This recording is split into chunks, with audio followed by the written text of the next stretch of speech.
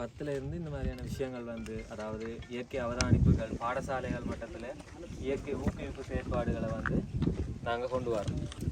ஏன் நாங்கள் இந்த விஷயத்தை செய்கிறோம்ன்றதுக்கு ஒரு காரணம் இருக்கும். சும்மா ஒரு விஷயத்தை செய்யலாது தானே. ஏன்னா சிறுவர்களோட எங்களோட மெயின் நிறுவனம் சென்டர் ஃபார் சில்ட்ரன் ஹாப்பினஸ் வந்து சிறுவர்களோட வேலை. சிறுவர்கள் மத்தியில் இருந்து இந்த இயற்கை சார்ந்த விஷயங்களை வந்து வெளிக்கொண்டு வரணும். ஏன்னா சிறுவர்கள் வந்து அவங்கள ஜெனரேஷனுக்கு இந்த இயற்கையான முக்கியத்துவங்களை கொடுக்கணும்ன்ற ரீதியில தான் வந்து நாங்கள் இந்த இயற்கை. ஸோ அதில் வந்து இந்த பறவைகள் அவதானிப்பு முகாம், மற்றது வந்து சிங்கராஜா காட்டுப்பள்ளிகள், சிங்கராஜாவுக்கு போகிறது, அங்கே தங்கி இது வரைக்கும் எங்கள்கிட்ட 250 ஸ்கூல்ஸுக்கு மேலே எங்கள்கிட்ட இயற்கை ஊக்குவிப்பு கழகம் இருக்குது. அங்கே வந்து நாங்கள் ஸ்கூல்ஸை வந்து 60க்கும் மேற்பட்ட ஸ்கூல்ஸை வந்து நாங்கள் சிங்கராஜா ஃபாரஸ்ட் கூட்டி கொண்டு போயிருக்கோம். அங்கே தங்கி அங்கே பயோடைவர்சிட்டியை படிக்கிறது, இந்த மாதிரியான விஷயங்கள் வந்து செஞ்சு கொண்டு வரோம். அப்போ சிறுவர்கள் மத்தியில் இருந்து இந்த இயற்கை சார்ந்த விஷயங்களை வந்து வெளிக்கொண்டு வரணும், அவங்களுக்கு ஒரு புரிதலை உருவாக்கணும். என்ன சொன்னால் இப்போ நிறைய அதிகரித்த பொழுதுபோக்குகள் இருக்குது, எங்கள் எல்லாருக்கும் தெரியும். அப்போ அந்த பொழுதுபோக்கில் இயற்கை ஒரு முக்கியத்துவமான ஒரு இடம். அந்த அங்கே தோன்றது முதலே இயற்கை வந்து இருக்கு இல்லையா?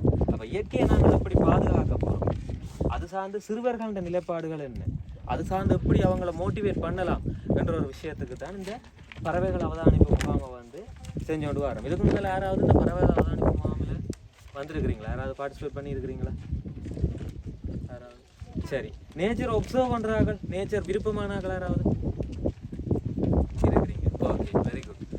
ஓகே, இது வரைக்கும் நாங்கள் கருப்பாக இருக்கிறதெல்லாம் காகம், வெள்ளையாக இருக்கிறதெல்லாம் கொக்கு, எல்லாம் காண்ற சில இதுகளில் காண்றதெல்லாம் கொக்கு அப்படி இப்படின்னு சொல்லிக்கிறோம். ஆனால் ஒவ்வொரு பறவைகளுக்கும் ஒவ்வொரு உருவமைப்பு, வடிவங்கள், நிறங்கள் என்று சொல்லி இருக்குது. ஸோ அதுகளை தெரிஞ்சு அதுகள் மூலமாக படிக்கிறதால இது ஒரு இன்ட்ரெஸ்டான ஒரு ஃபீல்டாக வந்து மாறும் என்றது தான் எங்களோட ஒரு இது. ஸோ இப்போ உங்கள்கிட்ட இந்த பைனாகுலர்ஸ் இருக்குது தானே, என்ன அதை எப்படி பாவிக்கிறேன்னு சொல்லி தரேன். இந்த பைனாகுலர்ஸை வந்து ஒரு நிமிஷம் தான் உங்களோட கண்ணுண்ட அந்த மட்டத்துக்கு இதை செட் பண்ணிக்கொள்ளுங்க. இதை செட் பண்ணிக்கொள்ளலாம். அப்படி ஒருத்தட்ட கண்ணுக்கு ஒரு மட்டம் இருக்குது தானே, அதுக்கு ஏற்ற மாதிரி செட் பண்ணி கொண்டுட்டு இந்த இதால் வந்து டேர்ன் பண்ணி கொள்ளலாம். சரியா? இதால் வந்து டேர்ன் பண்ணி கொள்ளலாம் நீங்கள். சரியா? மற்றது ஸ்பொட்னிகோப் இருக்குது. உங்களுக்கு ஒரு நோட்டீஸ் தந்துருக்கேன் தானே. சரி, ஒரு லீஃப்லெட் இருக்குது தானே. இந்த லீஃப்லெட்டில் இந்த பக்கம் பார்த்தீங்களா?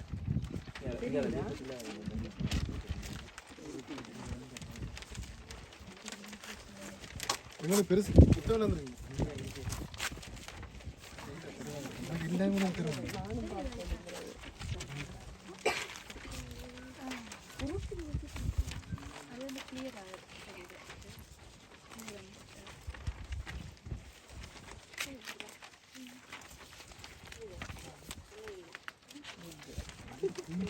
ஓகே, இதில் கவனிங்க. இந்த இதில் ஒரு படம் இருக்குது தானே, மெப்பொண்டு. இந்த வலசை பறவைகள் என்று கேள்விப்பட்டிருக்கிறீங்களா? மைக்ரேட்டரி பேர்ட்ஸ், புலம்பெயர்ந்து வர பறவைகள். அதாவது வந்து வெளிநாடுகளில் இருக்கிற பறவை. சில பேர் சொல்லலாம் வெளிநாட்டு பறவை வந்துட்டு, வெளிநாட்டு பறவை வந்துட்டு. அது எப்படி வருதுண்டா, அங்கே வந்து அந்த குளிர்காலம் வந்ததுண்டா அங்கே உணவு இருக்காது, ஃபீடிங்ஸுக்கான சான்சஸ் இல்லை என்ன. அப்போ அங்கே இருந்து இங்கே வந்து வலசையாக வராங்க. அவங்க யூரோப்ஸ் அந்த மாதிரியான கண்ட்ரீஸ்ல இருந்து இங்கே வராங்க, இந்தியாவுக்கு வந்து இங்கே வராங்க. அதுகின்ற மேப் தான் இது. இதில் eastern wave, western wave, Andaman waves வந்து 3 வேவ்ஸ் ஊடாக இலங்கைக்கு பறவைகள் வருகிறது. இந்த இலங்கைக்கு மைக்ரேட்டரியாக வார பேர்ட்ஸ் வந்து முதலாவதாக வார இடம் வடமாகாணத்துக்கு தான். முதலாவதாக வந்து வடமாகாணத்துக்கு தான் வருது. வடமாகாணத்துல மன்னார், யாழ்ப்பாணம் 2 இடத்துக்கு தான் பிரதானமாக வாரது. ஏனென்று சொன்னால் அவங்களுக்கு ஏற்ற அந்த ஃபீடிங் பெட், அதாவது வந்து உணவளிக்கிறதும் இனப்பெருக்கத்துக்கும் இங்கத்த இடங்கள் வந்து பொதுவாக ஒரு நல்ல ஒரு விஷயமா அமைகிறதால தான் அவங்க வந்து முதலாவது இங்கே வராங்க. அதில் கூட வாரதா இருக்குது. அப்படி யாழ்ப்பாணத்துக்கு வார இடங்கள்ல வந்து இந்த சரசால குருவிக்காடு, மண்டதீவு, பண்ண கோஸ்பே, நெடுந்தீவு, வேலனை, இந்த மாதிரியான பிரதேசங்கள் வந்து மிக முக்கியமா இருக்குது. அதுலேயே ஒரு பிரதேசம் தான் இந்த சரசால குருவிக்காடு. சரியா? பயோடைவர்சிட்டி கூடின இடம் இந்த சரசால குருவிக்காடு. ஏன்னா மேங்க்ரோவ்ஸ் இருக்குது, இங்கே பேர்ட்ஸுகள் வாருது, முதலைகள் இருக்குது. ஸோ அந்த மாதிரியான விஷயங்கள் கூடவாக இந்த சரசால குருவிக்காடு வந்து ஒரு பிரதானமான ஒரு புள்ளியாக வந்து இருக்குது இந்த பறவைகளுக்கும் இந்த உயிர் பல்வகைமைக்கும். சரியா? நீங்கள் உங்களுக்கு அந்த நீலத்தலை கோழி என்று கேள்விப்பட்டிருக்கிறீங்களா? அந்த வயல்களில் இல்லாட்டி இந்த தண்ணியில் நிற்கும் நீல கோழி மாதிரி சிவப்பு சொண்டோட ஓ, அதை நான் காட்டுறேன், இப்போ பார்க்கலாம் நீங்க. அதே மாதிரியான ஒரு குருவி ஒன்று வந்து அலன் கல்னான்ற ஒரு பேர்ட் வந்து இங்க வந்தார். ஒரே ஒரு தான் கசுன் கோனாகல் என்ற ஒரு ஆள் வந்து அந்த பேர்டை பார்த்துருக்காரு. அதே மாதிரி தான் இருக்கும், ஆனால் அது இலங்கைக்கு வர ஒரு பறவை இல்லை. அது ஆப்பிரிக்கன் கண்டத்தில் இருக்கிற ஒரு பறவை. அது இலங்கைக்கு முதலாக வந்திருக்குது. அப்போ ஆசியாவிலேயே அந்த பறவை வந்து முதல் ரெக்கார்ட் பண்ணினது இந்த சரசால குருவிக்காட்டில். ஒரே ஒரு நாள் ஒரே ஒரு ஆள் தான் அதை கண்டிருக்குது. ஏன்னா அது இந்த மைக்ரேட்டரியாக இந்த வேக்குள்ளால வராது. எல்லா பேர்ட்ஸுக்கும் ஒரு வேவ்ஸ் இருக்குங்க, ஃப்ளைட் பறக்கிறதுக்கும் ஒரு வேவ்ஸ் இருக்குன்னு தானே. அந்த மாதிரியான வேவ்ஸ் மாதிரி பறவைகளுக்கும் ஒவ்வொரு வேவ்ஸ் இருக்கு. ஸோ அது மூலமாக இங்கால வர்றது. இது வந்து அந்த வேவ்ஸ் மாதிரி இங்கால வந்து அந்த பேர்ட்ஸ் வந்து இங்கே முதல் முறையாக அந்த இவடத்தறியில தான் இந்த மார்ச் மாதம் 2024 மார்ச் மாதம் 15ஆம் தேதி வந்து இங்கே தான் அந்த பேர்ட்ஸ் வந்து முதலாக ஆசியாவிலேயும் ஃபர்ஸ்ட் ரெக்கார்ட் கண்டுபிடிக்கப்பட்டிருக்கு. அப்போ இந்த சரசால குருவிக்காடு எவ்வளவுக்கு கூறதுக்கு அந்த அளவுக்கு முக்கியத்துவமாக இருந்திருக்கு. ஸோ நாங்கள் கணக்கான காய்கறி இப்போ நாங்கள் பேர்ட்ஸ் வாட்சிங்கில் போவோம். இந்த பேர்ட்ஸ் வாட்சிங் செய்கிறதுக்கு முதல் சில எத்திக்ஸ் இருக்குது, சரியா? இப்போ நாங்கள் எங்கட வாழிடத்துக்குள்ள எப்படி இருக்கிறோமோ, நாங்கள் இப்போ வந்திருக்கிறது வந்து பறவைகளிட ஒரு விலங்கு உயிர் பல்வாக கொண்ட ஒரு வாழிடத்துக்கு. அப்போ நாங்கள் எப்படி நடந்து கொள்ளணுமன்றதுக்கு சில எத்திக்ஸுகள் இருக்குது. முதலாவது எல்லாரும் உங்களோட ஃபோனை வந்து சைலண்டில் போட்டுக்கொள்ளுங்க, சரியா? நாங்கள் போடுற ஒவ்வொரு சத்தமும் வந்து பேர்ட்ஸை டிஸ்டர்ப் பண்ணோம்.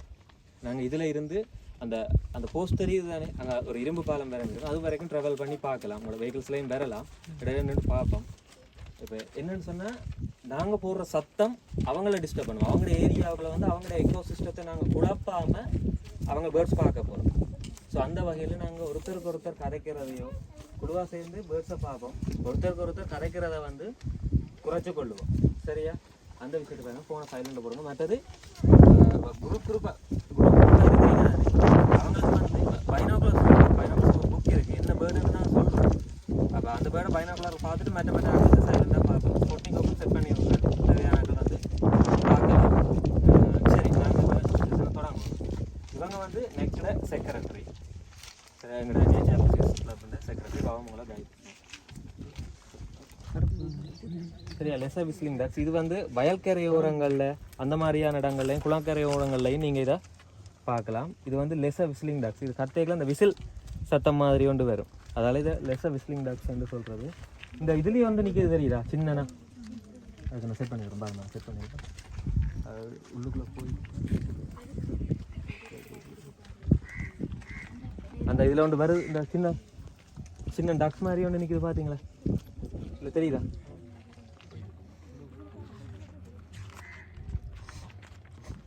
அது வந்து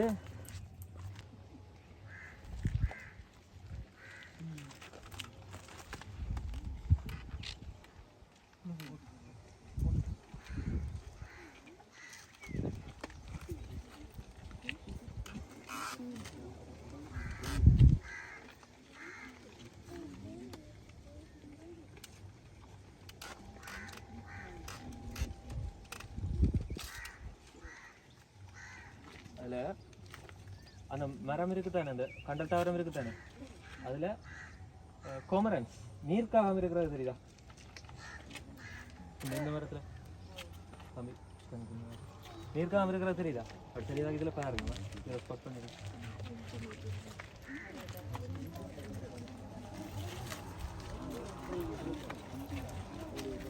பார்த்துட்டு அடுத்த ஆக்களுக்கு விடுங்களேன். பைனாகுலர்ஸில் இருக்கிறாங்களும் பார்க்கலாம்.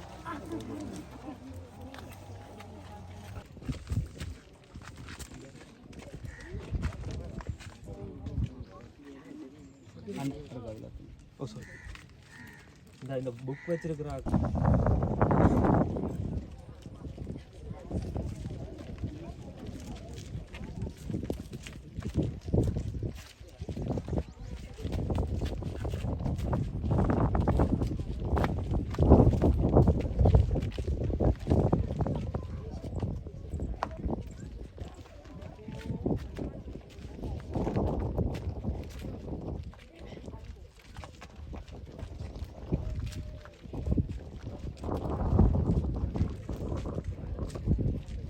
கத்துது.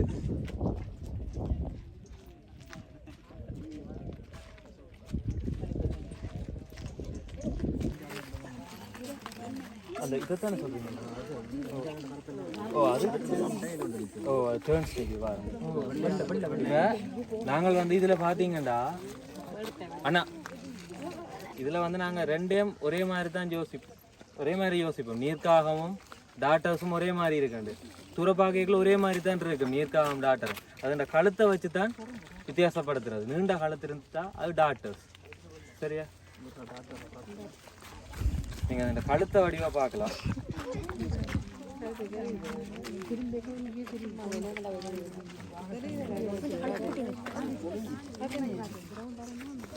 அந்த சைட் உடம்பு வந்து நீளமும் பர்பிளுங்களா இருக்கு. இது இந்த ஒரு வகை கோழி என்ன வச்சுக்கொள்ள குறைய பேரப்பாடு 68 தெரியும் பேரும் தெரியும். அப்போ நீங்கள் இனி பார்க்க வேண்டிய என்ன தெரியுமா? அப்போ அது இந்த அழகு குட்டியாக இருக்கா பெருசாக இருக்கா நீட்டாக இருக்கான்னு பார்க்கணும். தெரியும் பார்ப்பீங்களா இனி? ஆ ரைட். நான் இன்னொன்று கேட்க போகிறேன். முருகை பார்க்குறவங்க கேட்போம்னா எத்தனை பேர் மரங்கொத்தி பார்த்துருக்கீங்க? எல்லாரும் பார்த்துருக்கீங்களா? சரி, அப்போ நான் இப்போ ஒன்று காட்ட போகிறேன். அது என்னன்னு சொல்லுவேணுமா? சரி, இதில் இது மரங்கொத்தி.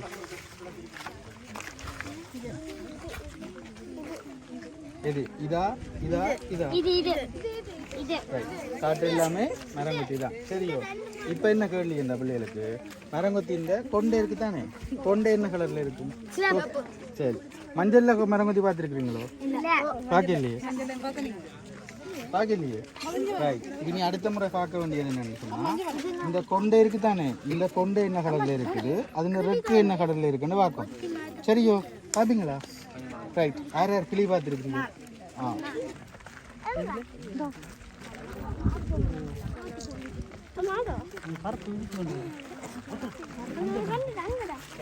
சரியா? நீங்கள் வெட்டி கொண்டு அந்த நட்டு அலம்பல் வெளி இல்லாத கூட இருக்காது தென்மராட்சியில் 90ஆம் ஆண்டு. அப்போ இந்த அலம்பல் காடும் இந்த தில்லைக்காடும் தான் இதில் இந்த இடத்துக்குரிய ஃபேமஸானது. அதுதான் இந்த அலம்பல் தில்லி எல்லாம் வளரணும்னு சொல்லி சொன்னால் ஒரு இது இந்த தண்ணியில் உப்பு தன்மை வந்து ஆகலும் உப்பு கறிக்கிறதா இருக்காது, ஒரு அளவான உப்பு கறிக்கிற தன்மையெல்லாம் இருக்குது.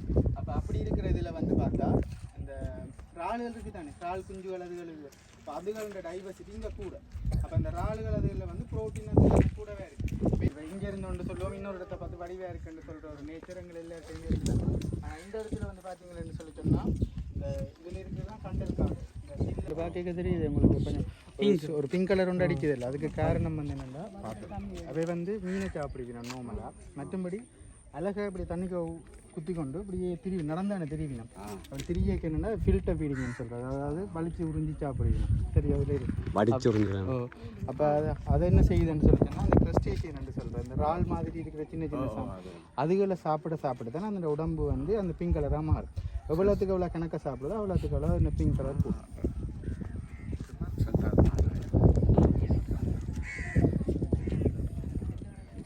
தமிழ் பாட்டுலேயும் வருது. நாராயண செங்கால் ஸ்பூன் பில் எங்கள் அது